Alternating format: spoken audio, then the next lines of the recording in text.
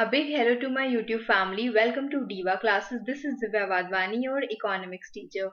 Today we'll be solving the specimen paper of economics for class 12 ISC as per their 2024 examinations. So this is the paper of which we'll be solving only section A, जिसमें 16 questions हैं in total. क्या बोला गया है? Maximum marks 80. It will be of 3 hours. You will get 15 minutes for only reading the paper, and you're not supposed to write in during this time.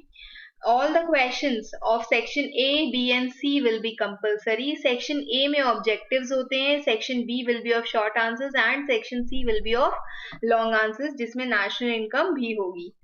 Now comes section A, जिसको हम लोग इस part में solve करेंगे. Section A will be of 16 marks. ये आपके objective type question है या फिर 1 मार्क्स के क्वेश्चन है, जिसमें आपको टू द पॉइंट आंसर्स लिखने हैं, बहुत बड़ा बड़ा कुछ भी नहीं लिखना है.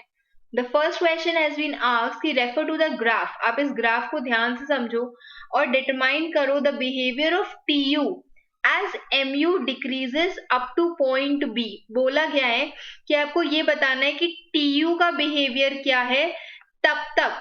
एट पॉइंट बी नहीं पूछा गया यहाँ पर, ठीक है. द क्वेश्चन इज कि अप टू पॉइंट बी पूछा गया है कि टी यू का बिहेवियर इस पॉइंट तक कैसा है. तो obviously is it increases up to a limit and remains positive, कि ये इंक्रीज कर रहा है एक लिमिट तक और पॉजिटिव है. यहाँ पर T U increases eight an increasing rate, T U diminishes eight a diminishing rate, and T U is at a point of satiety. Point of satiety यहाँ पर ये तब होता है TU जब आपका B पॉइंट पर पूछा गया, बट जस्ट बिकॉज कि इट हैज बीन आस्क्ड कि इट इज इंक्रीजिंग, तो यहाँ तक वो इंक्रीज कर रहा है, ठीक है. ये पूरा उन्होंने बता दिया है कि it increases up to a limit and remains positive. तो ये उन्होंने यहाँ तक ही पूरा बता दिया है कि ये पूरे उस पे दौरान में ये पॉजिटिव ही रहेगा. लेकिन this will be the answer कि it is increasing, it increases, यहां तक it increases at a diminishing rate. फिर नेक्स्ट चीज पूछी गई, तो इसका जो आंसर होगा दैट विल बी आंसर सी.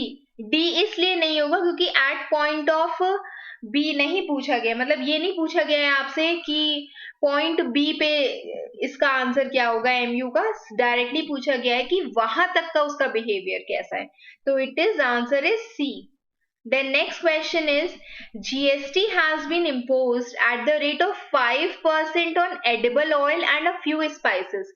इसके कारण जो सप्लाई कर्व है उसका वो क्या करेगा? Will it shift leftward, rightward, no change in position और slope will be downward. तो कभी भी अगर हम लोग इनका slope बनाते तो ये होता है आपका कर्व. अगर इस तरफ इंक्रीज हो रहा है मतलब जो आपकी क्वांटिटी है सप्लाई की वो बढ़ रही है, और अगर इस तरफ हो रहा है लेफ्टवर्ड शिफ्ट हो रहा है तो मतलब जो क्वांटिटी है सप्लाई की वो कम हो रही है. तो obviously it will be a leftward shift. क्यों? क्योंकि जीएसटी से क्या होगा, प्राइस अभी नहीं बढ़ रहा है, आपकी इनपुट कॉस्ट बढ़ जा रही है. जब आपकी कॉस्ट बढ़ जा रही है तो obviously you will supply less, profit margin कम रह जाएगा, price remaining the same. Price नहीं इंक्रीज हो रहा है कि सप्लाई इंक्रीज करे, तो इसलिए it will be a leftward shift in the supply curve. Next पूछा गया है identify the good that has a direct price demand relationship. Price बढ़ेगा तो उसकी डिमांड भी बढ़ेगी, वो relationship you have to tell.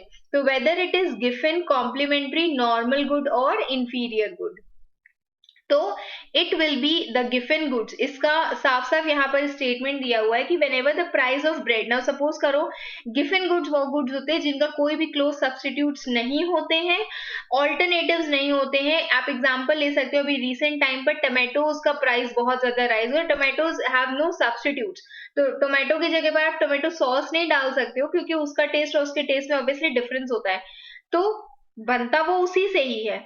तो I can take the example of bread here. You can take the example of potatoes here.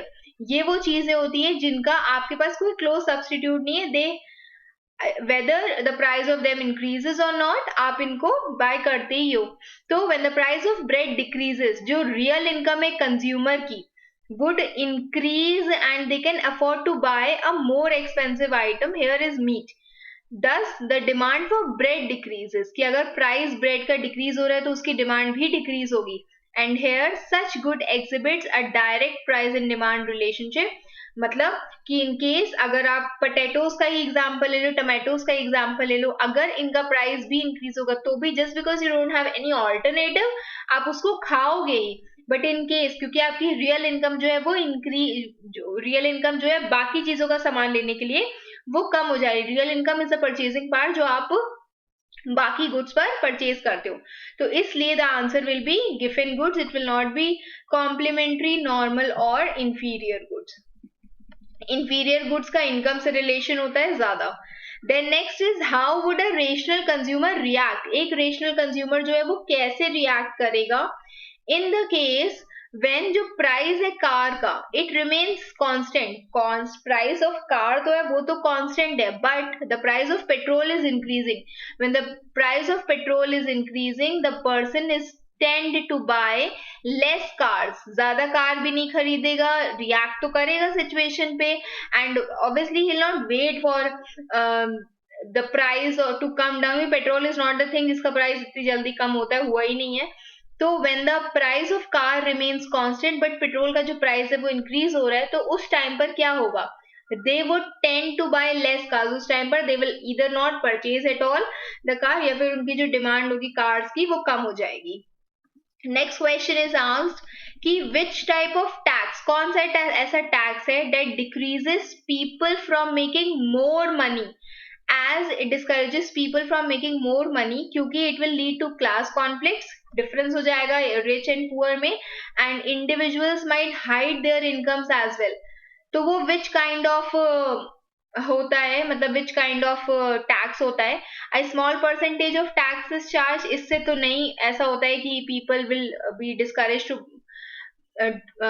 earn more money, fixed percentage is charged नहीं, the tax is charged at a decreasing rate, no it will be tax is charged at an increasing rate जब individual की increase income जो है वो increase हो रही है क्योंकि at that time only this is known as progressive tax की जो इनकम है वो उसी अकॉर्डिंग इंक्रीज करती है जिस अकॉर्डिंग आपका जो इनकम जो टैक्स है उस अकॉर्डिंग इंक्रीज करता है जिस अकॉर्डिंग आपकी इनकम इंक्रीज होती है। तो the tax discourages people from making more money क्योंकि जाहिर सी बात है कि उसमें जिनके पास ज्यादा इनकम होती है दे अर्न मोर इनकम, उनके ऊपर ज्यादा टैक्स लेवी किया जाता है। Then next one is which of the following best illustrates leakages in the circular flow of income। तो leakages means the savings। क्या बोला गया है कि अगर पैसा इसी सर्कल में सर्कुलर फ्लो ऑफ इनकम में घूम रहा है तो उसमें इन्वेस्टमेंट भी आपका इंजेक्शन है, आप इसमें पैसा डाल रहे हो, एक्सपोर्ट से अर्निंग आ रहा है तो भी इसी में जा रहा है और गवर्नमेंट एक्सपेंडिचर हो रहा है वो तो भी इसी में जा रहा है, लेकिन सेविंग्स आपके जो पैसा यहाँ पे है सर्कुलर फ्लो से उससे बाहर निकाल दे रही है उसको, इसलिए this will be savings by household. फिर नेक्स्ट क्वेश्चन पूछा गया है a firm's demand curve shows highest elasticity, कौन से फर्म का डिमांड कर्व है जो शो करता है हाईएस्ट इलास्टिसिटी। इनका जो कर्व होता है मोनोपोली का इट इज लीस्ट इलास्टिक, ठीक है, क्योंकि वहां पर द कस्टमर्स डोंट, मतलब just because they single firm तो इसलिए सिंगल सेलर है तो इसलिए जो उनका प्राइस है वो they can make the price but फिर भी उनकी जो डिमांड है it is not fluctuating, the sole owner है तो they can charge any of the prices. Competitive में जस्ट बिकॉज कि there are large number of buyers as well as sellers, अगर एक सेलर ने प्राइस चेंज किया तो भाग के कंज्यूमर क्या करेंगे वो दूसरी जगह पर चले जाएंगे। तो एक फर्म का जो डिमांड कर्व है परफेक्ट कंपटीशन में वो हॉरिजॉन्टल रहता है, मींस आपने इलास्टिसिटी पढ़ा होगा तो उसमें वो हॉरिजॉन्टल डिमांड कर्व रहता है ऐसे वाला कि अगर जरा सा चेंज होता है making it perfectly elastic since the firm is a price taker, वो जो भी मार्केट में प्राइस चल रहा है वो उसी को ही लेगा, he's not going to change the prices, the firm can produce as much as good he wants to because the demand for the good will not change regardless of the level of supply। okay, फिर है monopolistic में it is lesser elastic, it is also elastic, मतलब highest नहीं होता है, higher than monopoly but lesser than perfectly competitive market. और oligopoly में तो वैसे भी किंग डिमांड कर्व होता है, इनका तो डिमांड कर्व ही अलग होता है, ठीक है। फिर नेक्स्ट क्वेश्चन पूछा गया है कि you have to identify the equilibrium of the firm जिस पर इट इज वर्किंग। तो this is point K, this is point T. अब पूछा गया है कि टी पर इज द इक्विलिब्रियम जहां पर firm is enjoying super normal profit. T पर अगर obviously the average cost marginal cost is higher, how can a firm enjoy super normal profit? ये कैंसिल हो गया, ठीक। K is the point where the firm faces losses, yes, क्योंकि यहाँ पे उनकी कॉस्टिंग ज्यादा है और यहाँ पर रेवेन्यू जो है वो उनकी कम जा रही है। तो K is the equilibrium point जहां पर ये मतलब this is the point of equilibrium। फिर बोला गया कि T equilibrium point है causing normal profit। Again, how come they can call have normal profit when their marginal cost and average cost is greater than their revenue? And last is K is the equilibrium।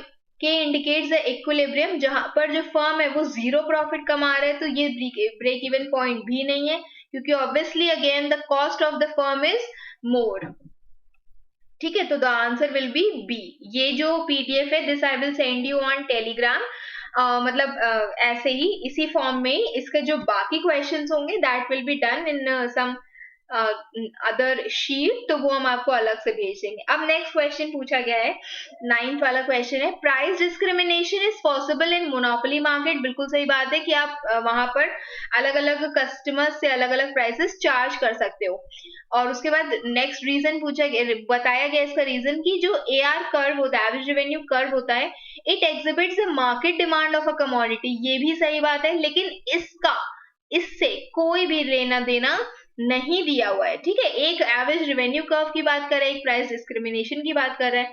तो this is the solution to it, since he यहाँ पर कौन है? The monopolist. He charges a single price for all the units.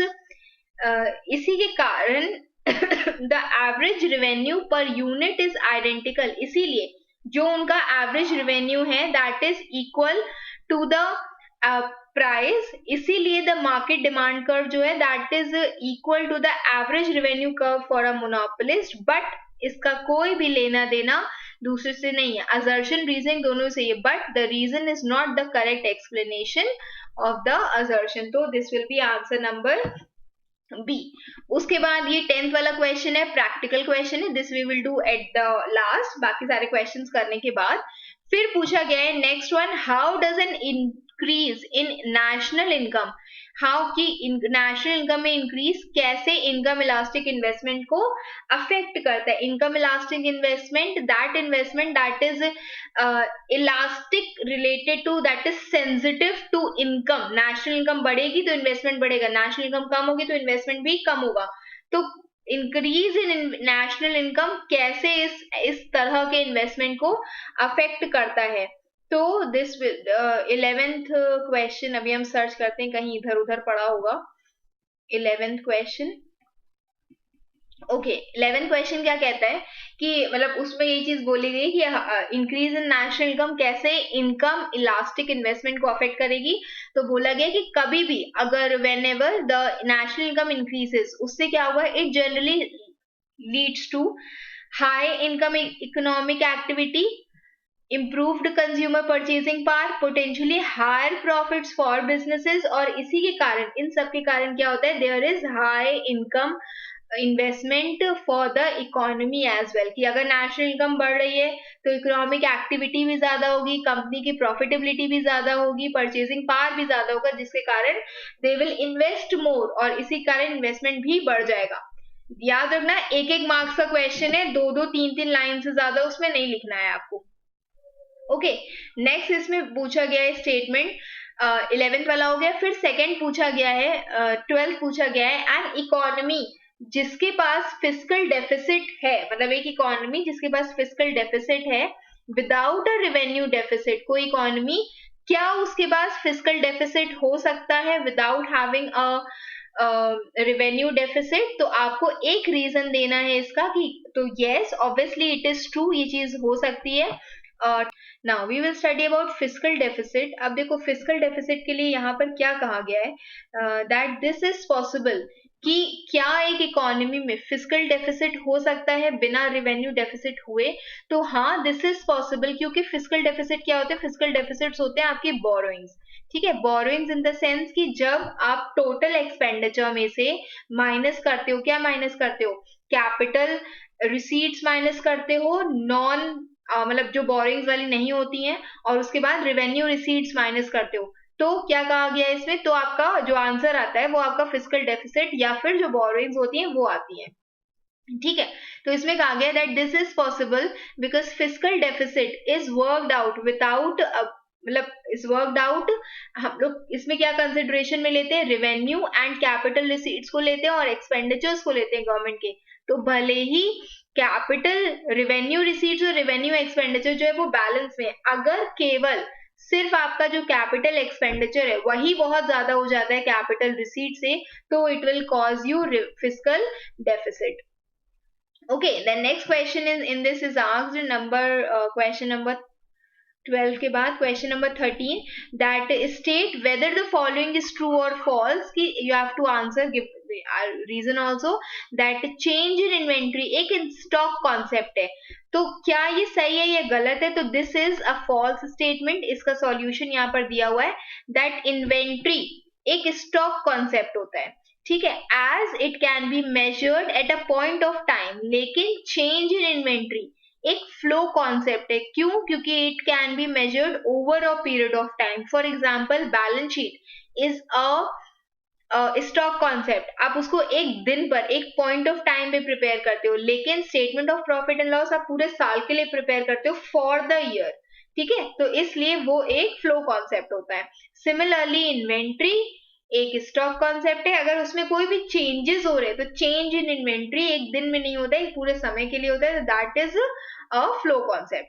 Next you have to tell one difference between perfect competition and monopolistic competition. Now perfect competition, there are large number of buyers and sellers, and इसमें भी there are large number of buyers and sellers, but यहाँ पर जो competition level होता है this is more, and here the competition is less, comparatively less. ठीक है, यहाँ पर अभी हम लोग ने पढ़ा था जो इलास्टिसिटी होती है, डिमांड कब होता है, वो हाईली इलास्टिक होता है. इसमें देयर इज हाई इलास्टिक या रिलेटिवली इलास्टिक होता है, बहुत ज्यादा इलास्टिक नहीं होता है. You have to tell only one difference in this.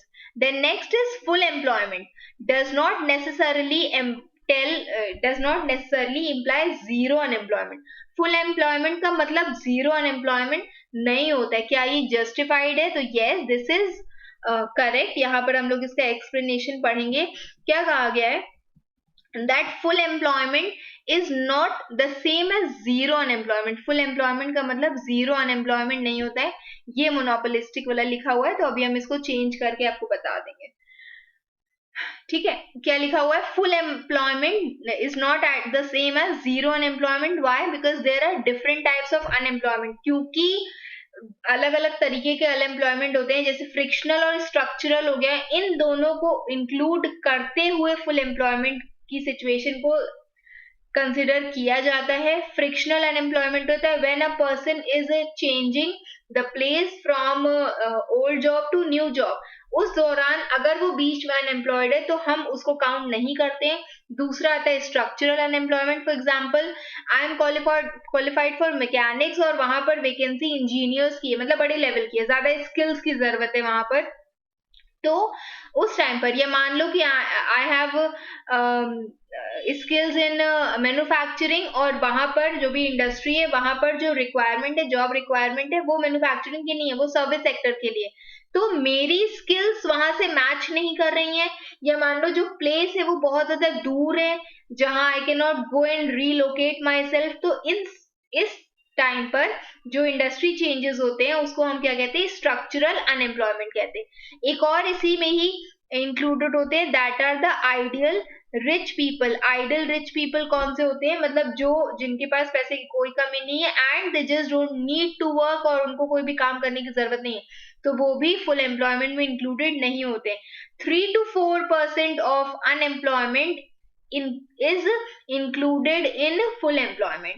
ठीक, तो फुल एम्प्लॉयमेंट का मतलब जरूरी नहीं है कि जीरो अनएम्प्लॉयमेंट हो, उसके अंदर अनएम्प्लॉयमेंट इंक्लूडेड होता है।